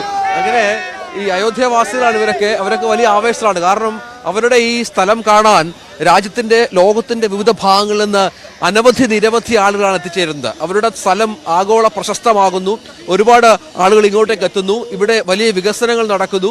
വലിയ തോതിലുള്ള മാറ്റങ്ങൾ സംഭവിക്കുന്നു. ഈ ചെറിയൊരു ഗ്രാമം അതൊരു വലിയ പട്ടണമായി വളർന്നു. രാജ്യത്തെ ഏറ്റവും വലിയ തീർത്ഥാടന നഗരമായി മാറുന്ന പശ്ചാത്തലമൊക്കെ ഉണ്ട്. അങ്ങനെ ഒരുപാട് മാറ്റങ്ങൾ ഇവിടെ സംഭവിക്കുന്നു എന്നുള്ളതാണ്. आप लोग कहाँ से? अयोध्या से. आपका एक गांव देखने के लिए बहुत आदमी बहुत स्टेट से आ रहा है. कैसा लग रहा है? बहुत अच्छा लग रहा है. बहुत अच्छा लग रहा है हम लोग को. बहुत अच्छा. हाँ अच्छा लग रहा है. बहुत डेवलपमेंट हो गया इधर. हाँ बहुत ज्यादा हो गया. होटल आ गया. और जगह का बहुत प्राइस बहुत बड़ा हो गया. बहुत क्या लगता है? बढ़िया लगता है जितना भी डेवलपमेंट हो रहा है. अंदर जाके राम जी को देखा? अभी नहीं, अभी जा रहे हैं. अभी जा रहे देखने. कितने बार आ गया ये मंदिर? अभी हम लोग यहीं से हैं. हाँ. और 22 के बाद भी आएगा? बिल्कुल आएंगे. बिल्कुल आएंगे. और क्या? तो राम जी से मिलने आना ही है. हाँ हाँ हाँ. और सामने नहीं सामने नहीं थोड़ी दूर पे है. थोड़ी दूर पे. അങ്ങനെയാണ് അവർക്ക് ഒരുപാട് സന്തോഷമുണ്ടാകുന്ന കാര്യങ്ങൾ തന്നെയാണ് സംഭവിച്ചുകൊണ്ടിരിക്കുന്നത്. ഇത്തരത്തിൽ നമുക്കറിയാം 23 ശേഷമാണ് ഇനി കൂടുതൽ ആളുകൾക്ക് ഇങ്ങോട്ടേക്ക് പ്രവേശനമുണ്ടാവുക. 23 മുതൽ 1 ലക്ഷത്തിന് മുകളിൽ സന്ദർശകർ എത്തും. അതിനുള്ള അടിസ്ഥാന സൗകര്യ വികസനമടക്കം സംഭവിക്കുന്നു ഇവിടെ എന്നുള്ളതാണ്. അതിനുള്ള നീക്കങ്ങളാണ് ഈ രാം ജന്മക്ഷേത്ര ട്രസ്റ്റിന്റെ ഭാഗത്തു നിന്നും ഒപ്പം സർക്കാരിന്റെ ഭാഗത്തു നിന്നും മറ്റും ഉണ്ടാകുന്നത്. 22-ന് പ്രധാനമന്ത്രി 21-ന് ഇവിടെ എത്തും. 22-ന് ഇവിടെ വലിയ ആഘോഷ പരിപാടികളാണ് നടക്കുക. कहाँ से आप लोग? यही अयोध्या से ही है. अयोध्या से? जी. अंदर जाके भगवान को देखा? नहीं गए तो कई बार हैं. आज सबको घुमाने लेके आए हैं. हम लोग अभी आए हैं. फर्स्ट टाइम हम लोग आए हुए हैं. यस. अभी तो हम लोग अंदर जा रहे हैं. जाके अंदर जाके लेंगे एक्सपीरियंस कैसा है कैसा नहीं है. इधर ही हूँ. नहीं घर वालों के साथ घूमने आए हुए हैं. शादी हो गई थी. बहुत अच्छा लग रहा है. हम लोग जो है अभी एंट्री किए तभी से हम लोग को लग रहा है कि हाँ बस राम में हो गया है. पूरा उसी में डूब गए हुए हम लोग. और ये चलिए थैंक यू. അതാണ് ഇന്ന് ഇപ്പോൾ നമ്മൾ ഉച്ചയ്ക്ക് സംസാരിച്ച ആളുകൾ മുഴുവൻ അയോധ്യാവാസികളാണ്. നമ്മൾ രാവിലെ കണ്ടവരൊക്കെ അയോധ്യയ്ക്ക് പുറത്തുള്ളവരാണ്. മറ്റ് സംസ്ഥാനങ്ങളിൽ നിന്നുള്ളവരാണെങ്കിൽ അയോധ്യാവാസികളായി ഉള്ളവരും ഇങ്ങോട്ടേക്ക് കൂടുതലായി എത്തുന്നു എന്നുള്ളതാണ്. അവർക്ക് ഈ പുതിയ രാം മന്ദിറിന്റെ ഒരു മാറ്റമൊക്കെ അവരെ സന്തോഷിപ്പിക്കുന്നു. ഞാൻ നേരത്തെ പറഞ്ഞു തുടങ്ങിയത് 21-ന് പ്രധാനമന്ത്രി നരേന്ദ്രമോദി ഇവിടെ എത്തും. 21-ന് അദ്ദേഹം എത്തുകയും തുടർന്ന് ഈ അമ്പലത്തിന്റെ നിർമ്മാണ പ്രവർത്തനങ്ങൾ വിലയിരുത്തുകയും ചെയ്യും. തുടർന്നാകും അദ്ദേഹം ഇവിടെ താമസിക്കുമെന്ന്. 22-ന് സരയൂ നദിയിൽ മുങ്ങിക്കുളിച്ച ശേഷം അവിടെ നിന്ന് 2 കിലോമീറ്ററോളം നടന്നാകും പ്രധാനമന്ത്രി ഈ രാമക്ഷേത്രത്തിലേക്ക് എത്തുക. അതിനിടയ്ക്ക് ഹനുമാൻ ക്ഷേത്രത്തിൽ ദർശനം നടത്തുകയും ചെയ്യും പ്രധാനമന്ത്രി. അതിനുശേഷമാകും അദ്ദേഹം ഈ രാമക്ഷേത്രത്തിലെത്തുക. അന്ന് പ്രധാനപ്പെട്ട 5 ആളുകൾക്ക് മാത്രമാണ് ക്ഷേത്രത്തിലേക്ക് പ്രവേശനം പറഞ്ഞിട്ടുള്ളത്. അതിലൊന്ന് പ്രധാനമന്ത്രി നരേന്ദ്രമോദി, മറ്റൊന്ന് ഇവിടുത്തെ ഗവർണർ ആനന്ദിബെൻ പട്ടേൽ, 3 മുഖ്യമന്ത്രി UP മുഖ്യമന്ത്രി യോഗി ആദിത്യനാഥ്, 4 ഇവിടുത്തെ ക്ഷേത്രം ട്രസ്റ്റിന്റെ പ്രസിഡന്റ് ഉണ്ട്, ഒപ്പം RSSന്റെ മേധാവി മോഹൻ ഭാഗവത് എന്നിവർക്കാണ് ഇത്തരത്തിൽ പ്രവേശനം അനുവദിച്ചിട്ടുള്ളത്. കഹാസേ? अयोध्या से. अयोध्या से. हमने बहुत लोगों को मिल गया. पूरा अयोध्या से है. जी जी. कैसा लग रहा है? बहुत अच्छा लग रहा है. जय श्री राम. जय श्री राम. आपको कैसा लग रहा है? आपको अच्छा लग रहा है? हमको भी अच्छा लग रहा है. बिल्कुल. देखने के लिए बहुत आदमी हाँ तो बहुत अच्छा लग रहा है. आज तक बहुत कम ही लोग आ रहे थे. अब इतने सारे आ रहे तो अच्छा ही लगेगा. गर्व महसूस हो रहा है भाई. हमारे प्रभु राम आ रहे. और क्या चाहिए हम लोग को? और क्या? बरसों का സാഹചര്യം. ഏതായാലും വലിയ ആഘോഷപരമായ ചടങ്ങുകൾക്ക് ഇത്തരത്തിൽ ഏതാണ്ട് അവസാനവട്ട ഒരുക്കത്തിലെ കാര്യങ്ങൾ കടക്കുകയാണ്. ഇനിയുള്ള നിർമ്മാണ പ്രവർത്തനങ്ങളുടെ കാര്യത്തിലുമൊക്കെ ഒരുപാട് മാറ്റങ്ങൾ ഇവിടെ സംഭവിച്ചുകൊണ്ടിരിക്കുന്നു. നിർമ്മാണ പ്രവർത്തനങ്ങൾ പുരോഗമിക്കുന്നു. അങ്ങനെ അയോധ്യ അക്ഷരാർത്ഥത്തിൽ വലിയൊരു ഉത്സവ ലഹരിയിലാണ്ടിരിക്കുകയാണ്. ഞാനിവിടെ നമ്മുടെ പ്രധാനപ്പെട്ട റിപ്പോർട്ട് ഇവിടെ തുടരും.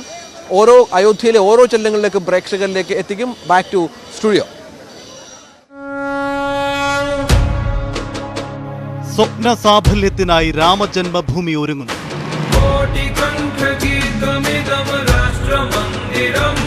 പ്രാൺ പ്രതിഷ്ഠയ്ക്കായി വിശ്വാസി സഹസ്രങ്ങൾ കാത്തിരിക്കുകയാണ്. രാമനാമം ചൊല്ലി നാടും നഗരവും മുഴുവൻ അയോധ്യയിലേക്ക്.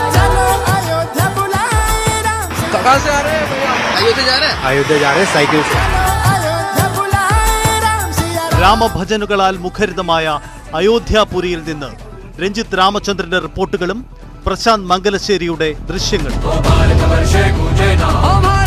അയോധ്യ മുഴുവൻ ഭക്തിസാന്ദ്രമാണ്. അയോധ്യ പ്രാൺ പ്രതിഷ്ഠ കവറേജ് സമഗ്രമായി ന്യൂസ് 18-ൽ മാത്രം. ന്യൂസ് 18 കേരളം, മലയാളത്തിന്റെ ദേശീയ ചാനൽ.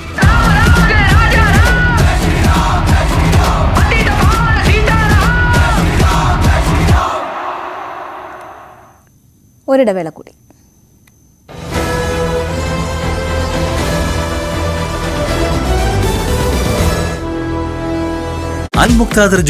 ഇപ്പോൾ പിണറായിക്ക് അനുകൂലമായിട്ടുള്ളൊരു വികാരം ഉണ്ടാകുന്നു. അതാരെങ്കിലും ഒരു ബോധപൂർവ്വം ഉണ്ടാക്കുന്നതല്ല. വെച്ചാൽ ഒരു മനസ്സിൻ്റെ ഉള്ളിൽ ഒരു സ്വാധീനം ഒരു വ്യക്തിക്ക് ചെലുത്താൻ കഴിഞ്ഞാൽ അദ്ദേഹത്തിൻ്റെ ആ വ്യക്തിത്വത്തെ അംഗീകരിച്ചുകൊണ്ട് തന്നെ മുദ്രാവാക്യം വിളിയും ഉണ്ടാവും. സംസാരിക്കുന്ന സമയത്തുള്ള ചില നാമവിശേഷണങ്ങൾ പ്രയോഗങ്ങളും ഉണ്ടാവും. സ്വാഭാവികമായി ഇത് ആദ്യത്തെ സംഭവമൊന്നുമല്ല. അത് മറ്റുള്ളവർക്ക് ഇല്ലാത്തതിൻ്റെ കാരണം പിണറായി അല്ലല്ലോ കുറ്റക്കാരൻ. ഒരു മനുഷ്യനോട് ആരാധന തോന്നുന്ന സമയത്ത് നാമവിശേഷണങ്ങൾ പറയും. അതിന് നമുക്ക് തെറ്റു പറയാൻ പറ്റില്ല. അതിന് വിധേയമാകുന്നയാൾ ഞാൻ പാർട്ടിക്ക് അതീതനാണെന്ന് ചിന്തിച്ചു പോയാലേ പ്രശ്നമുള്ളൂ. അത് പാർട്ടി സാധാരണ നിലയിൽ അതിനുള്ള അവസരം ഉണ്ടാക്കില്ല. രണ്ടാം പിണറായി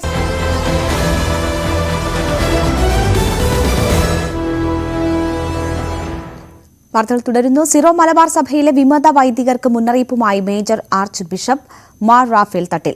വൈദികർക്ക് തോന്നിയതുപോലെ കുർബാന ചൊല്ലാൻ പറ്റില്ല. സഭയും ആരാധനക്രമവും അനുശാസിക്കുന്ന രീതിയിൽ വേണം കുർബാന അർപ്പിക്കാനെന്നും മേജർ ആർച്ച് ബിഷപ്പ് പറഞ്ഞു.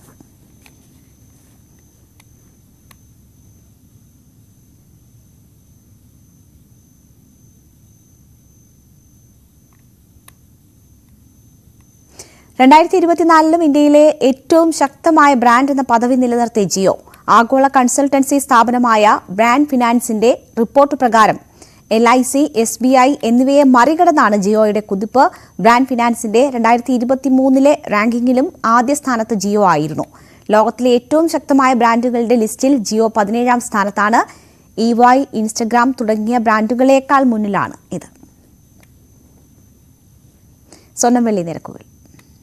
കവിത ഗോൾഡ് ആൻഡ് ഡയമണ്ട്സ് ഇന്നത്തെ സ്വർണം വെള്ളി നിരക്കുകൾ നിങ്ങൾക്കായി സമർപ്പിക്കുന്നത്. വലിയ സ്വപ്നങ്ങൾ, വലിയ സന്തോഷങ്ങൾ, വലിയ കളക്ഷൻ.